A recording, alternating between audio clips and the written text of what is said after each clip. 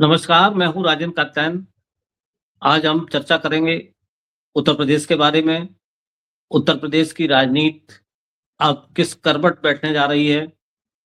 आने वाले समय में 27 की सुगबुगाहट शुरू हो गई है। 2027 में विधानसभा के चुनाव भी होने हैं और अब क्या स्थिति जाके बनेगी। सीएम के कई दावेदार सामने आ रहे हैं, अपने-अपने नामों को आगे कर रहे हैं, अपनी-अपनी लॉबिंग कर रहे हैं। हमारी इस चर्चा में हमारे साथ शामिल हैं नेक्सन न्यूज़ के संपादक विनय गोयल जी। विनय गोयल जी, बहुत-बहुत स्वागत है आपका। नमस्कार आप जी।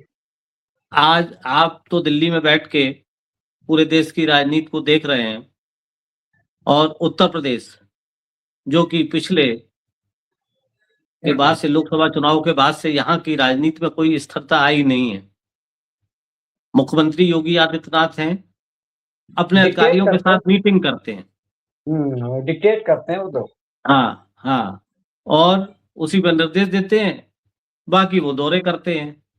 लेकिन स्थिति ये है कि उत्तर प्रदेश में क्राइम की घटनाएँ कम नहीं हो रही हैं, बढ़ रही हैं और प्रदेश में अपनी-डपली अपना राज चल रहा है।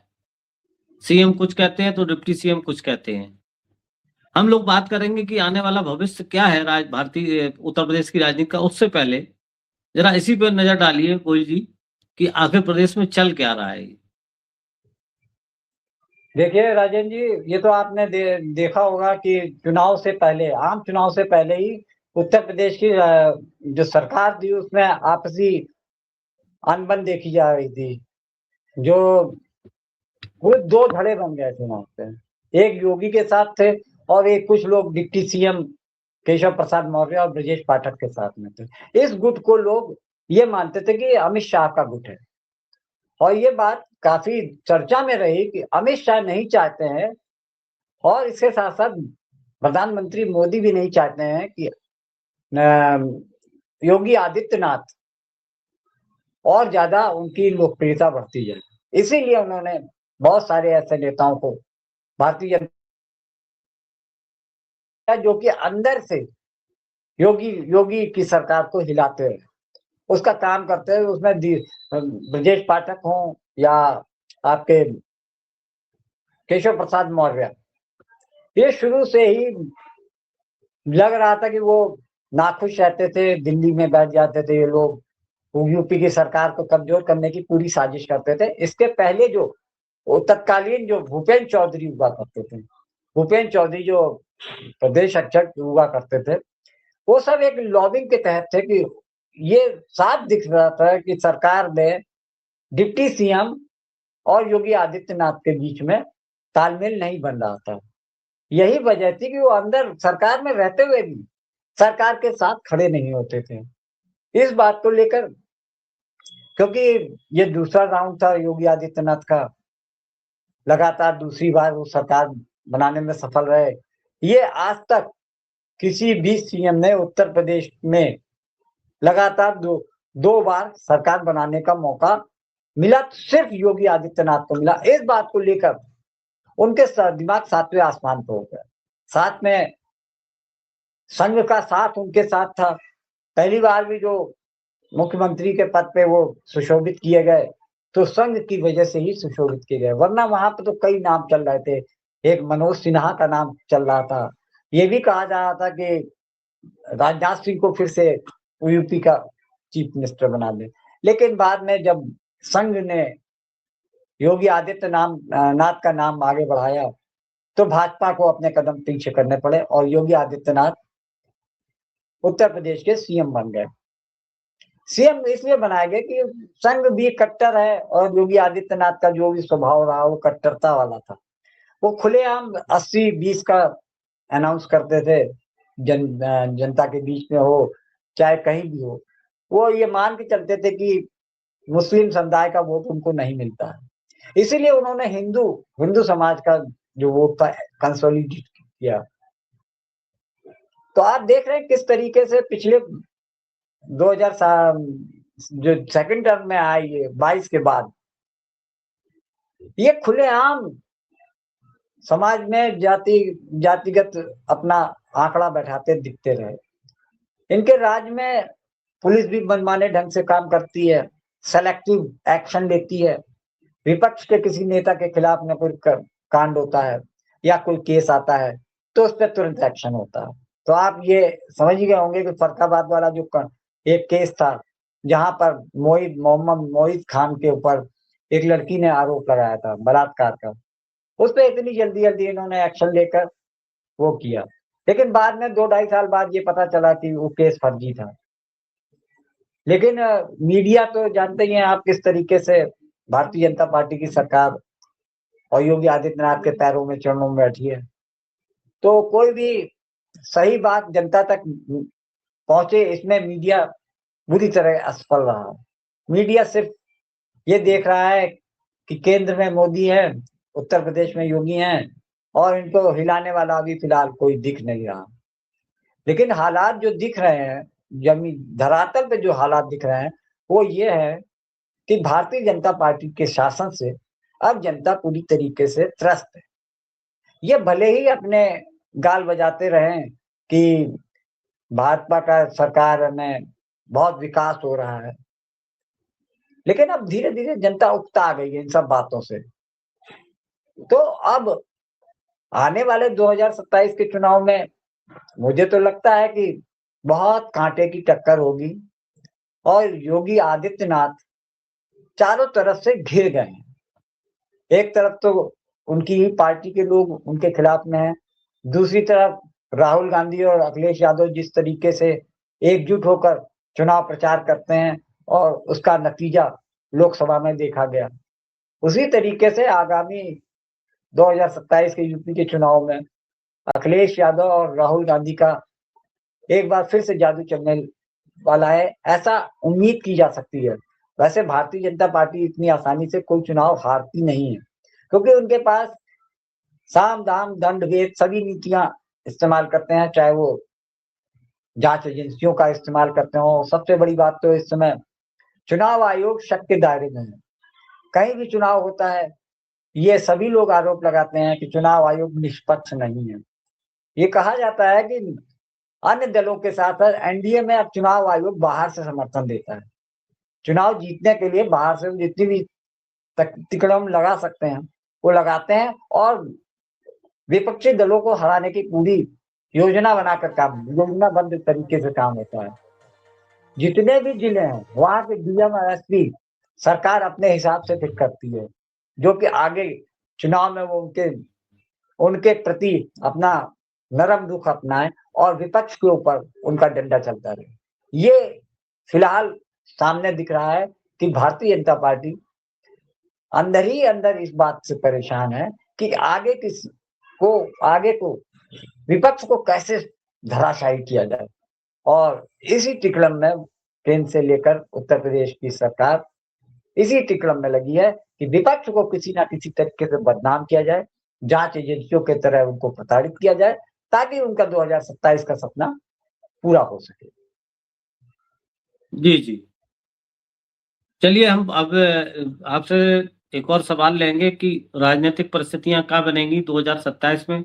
लेकिन उससे पहले हम आपको बता दें, जो हम उत्तर प्रदेश में देख रहे हैं, यहाँ की राजधानी लखनऊ में बैठ के, कि क्राइम जिसके लिए यूएसपी बताई जाती थी कि क्राइम को खत्म करेंगे, क्राइम को खत्म।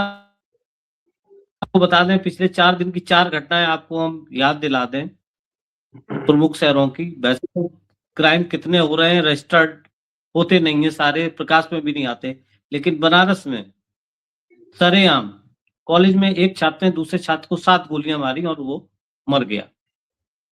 दूसरी घटना लखनऊ की प्रदेश की, जहां पे अभी 4 दिन की घटनाएं बता रहा हूं, जहां पे एक 16 साल की लड़की की अपहरण की रिपोर्ट दर्ज कराई गई और उसकी अगले दिन लाश मिली तालाब के किनारे।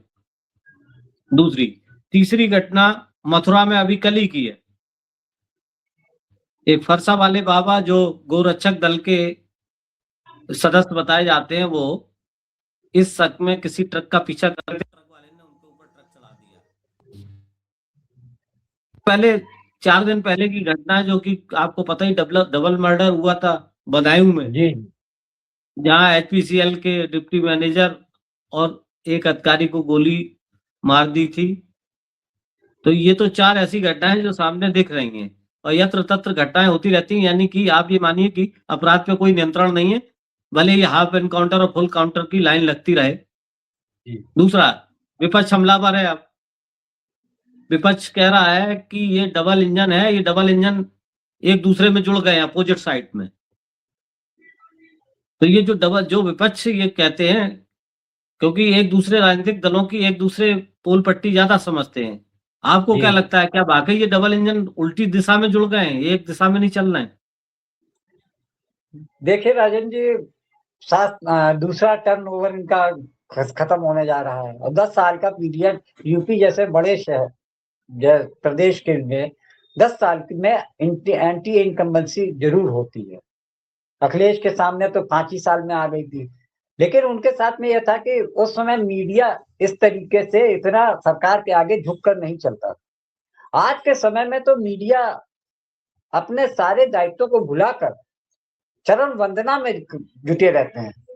आप ये देखिए किस तरीके से अपराधों को छुपाया जाता है, सेलेक्टिवली एक्शन लिया जाता है। कोई भी ठाकुर या ब्राह्मण का केस आता है तो ये देखा जाता है कि ऊपर से क्या सिग्नल है, इस पे एक्शन लिया भी जाए कि ना लिया जाए। लेकिन ये तो तय है कि इस समय सरकार ये दावा करती थी कि उत्तर प्रदेश में राम राज आ गया है। आपको अमित शाह का एक स्टेटमेंट याद होगा, जब उन्होंने कहा था कि उत्तर प्रदेश में दूरबीन लगाने से भी कोई अपराधी नजर नहीं आता है, या तो जेल के अंदर रहता है या उत्तरी पार रहता है। लेकिन आजकल जिस तरीके से क्राइम हो रहा है, तो क्राइम को ये लोग अब कुछ समझते नहीं। ये मानते हैं कि ये तो रूटीन वर्क है, किसी का मर्डर हो गया होगा, अपहरण हो गया, बलात्कार हो गया, इन सब मामलों को लेकर अब लोग भी उकता गए, ये तो रोज होता है, कोई बड़ी बात थोड़ी है। तो अब इनके मापदंड में क्राइम कोई बड़ी चीज नहीं है। इनका ये जो कहना होता था कि भाई यूपी में क्राइम नहीं दिखेगा, क्रिमिनल जेल के अंदर रहेगा, लेकिन ये सब कपोल कल्पित बातें रह गई हैं, जो नेता और टीवी स्टूडियो में बैठकर जिस तरीके से उनके प्रवक्ता अपने सरकार के गुणगान करते रहते हैं, बहुत ही ज्यादा राम राज आ गया इस तरीके का बखान करते हैं। लेकिन असलियत तो धीरे धीरे अब सोशल मीडिया के जरिए लोगों को पता चलती रहती है। सोशल मीडिया इतना सशक्त हो गया है कि पिन भी गिरता है कहीं पे तो वो पता चल जाती है। यही वजह है कि अब इनके प्रति जनता में अब ये देखा जा रहा है कि लोग इनके खिलाफ में बोलने लगे हैं, सुगबुगाहट होने लगी है। उनको भी मालूम है कि पिछले 10 सालों में सरकार ने केवल धर्म, आस्था और पाखंड के नाम पर लोगों को बेवकूफ बनाया है। धार्मिक आयोजन कर देंगे, कहीं पे कथा करा देंगे, कहीं पे कुछ करा देंगे, तो इससे अब इन सब चीजों का असर जनता पे पड़ता नहीं है। उनको भी खाली पेट दिखने लगा है।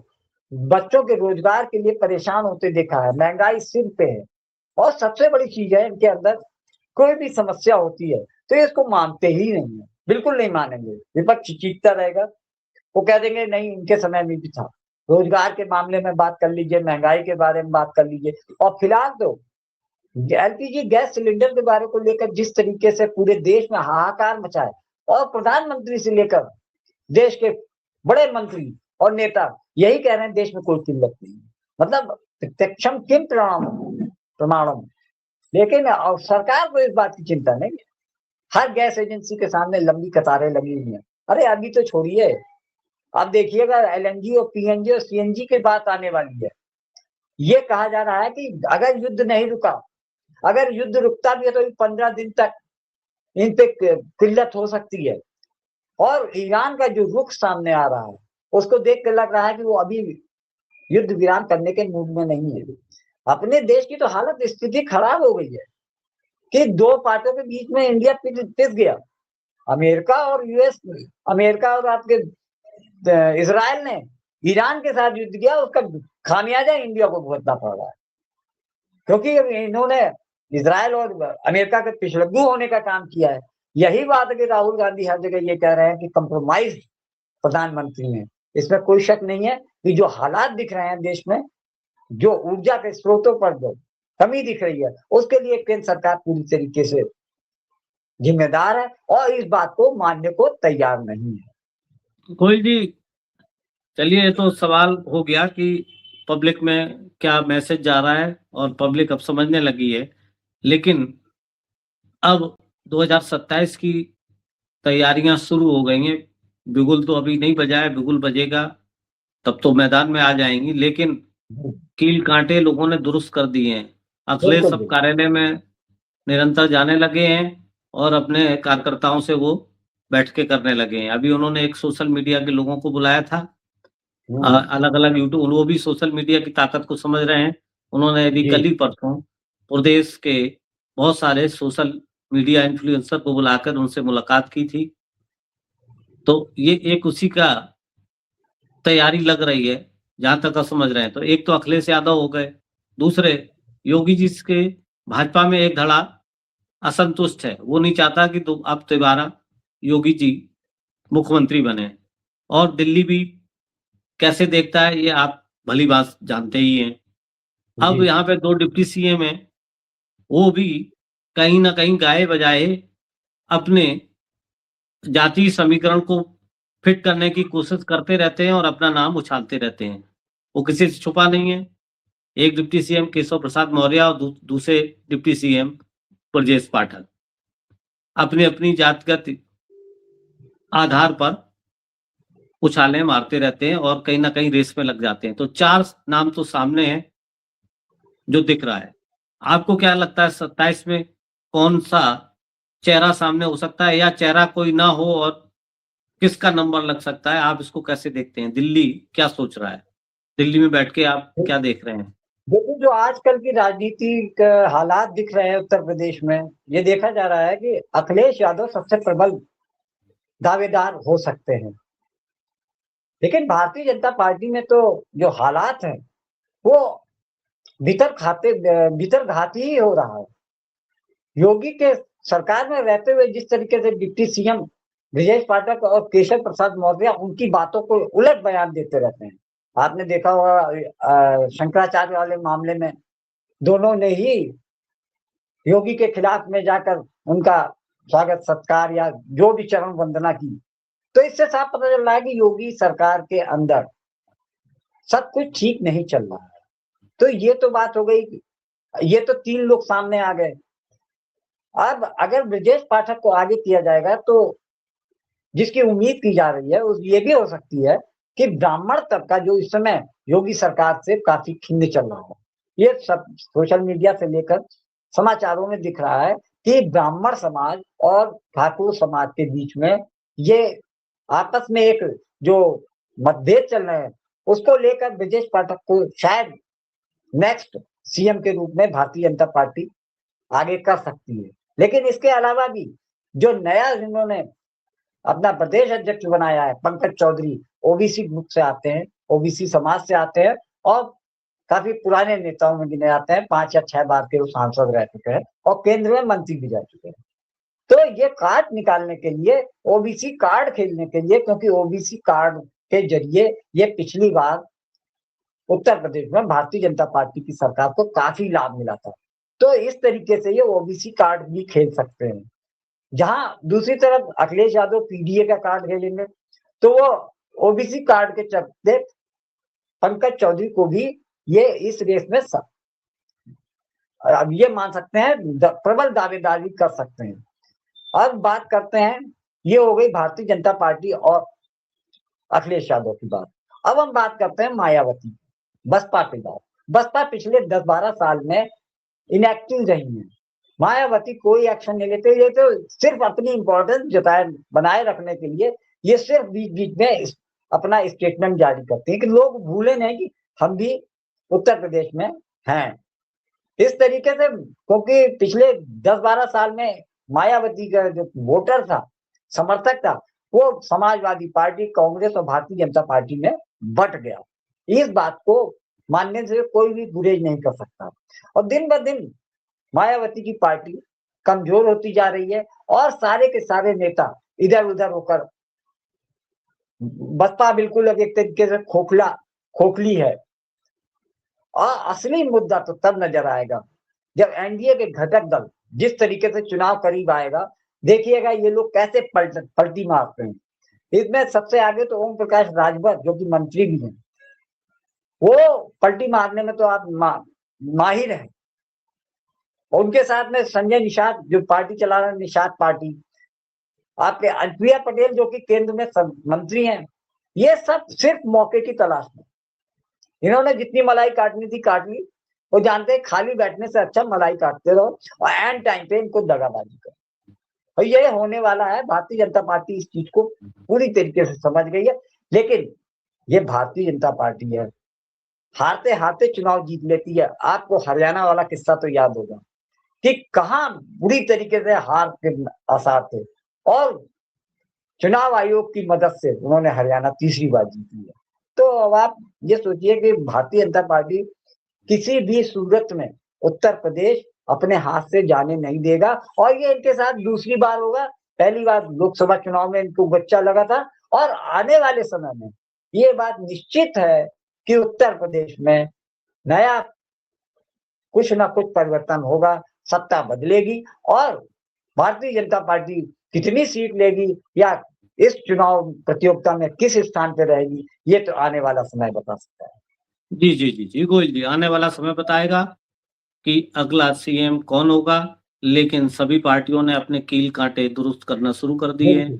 अखिलेश लगातार संघर्ष कर रहे हैं, दौरे कर रहे हैं।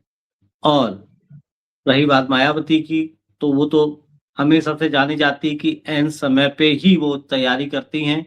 जब चुनाव का बिगुल बन जाता है तभी वो तैयारी करती हैं। रही बात बीजेपी की, तो बीजेपी तो 365 दिन चुनाव मोड में रहती है और उनके निरंतर कार्यक्रम चलते रहते हैं। वो बात अलग है कि दिल्ली और उत्तर प्रदेश में खिंचाव बहुत ज्यादा है, जो कि मुख्यमंत्री के पद को लेके है। उसका परिणाम भी सामने आ सकता है। लेकिन इसी बीच जो मुख्यमंत्री बनने के सपने संजोए कुछ नेता और भाजपा के अंदर बैठे हुए हैं, लगातार दूसरी और तीसरी बात जो अभी तक मुख्यमंत्री बन नहीं पाए, वो भी लाइन में पूरी शिद्दत से लगे हुए हैं। तीसरी बात कि जो आपने कहा कि एनडीए के घटक दल जो कि मौके की तलाश में रहते हैं, इनका सगा कोई नहीं। जिसकी सत्ता आती है, ये सबसे पहले अपना बोरिया बिस्तर उठा के उस सत्ता के साथ खो लेते हैं, ऐसा इतिहास बताता है। तो ये तो वक्त बताएगा। लेकिन ये है कि अखिलेश ने जो पीडीए का राग छेड़ दिया है, उससे भाजपा भी अब घबराई हुई है और वो रास्ते तलाशने में जुटी हुई है। और वो रास्ता हो सकता है मुख्यमंत्री के ऐलान के साथ ही निकाल पाए। कोशिश तो ये है कि ना किया जाए, लेकिन कोई और तोड़ दिख नहीं रहा है उत्तर प्रदेश में कि बीजेपी, क्योंकि करिश्माई कार्य करने के लिए जानी जाती है, जैसा कि आपने कहा कि इन प्रकार वो चुनाव जीतने की पूरी कोशिश करते हैं। चलिए देखते हैं क्या होता है, हम आप चर्चा करते रहेंगे। बहुत बहुत धन्यवाद गोयल जी, बहुत बहुत धन्यवाद। फिर हाजिर होते हैं किसी नए विषय के साथ। तब तक के लिए नमस्कार। नमस्कार।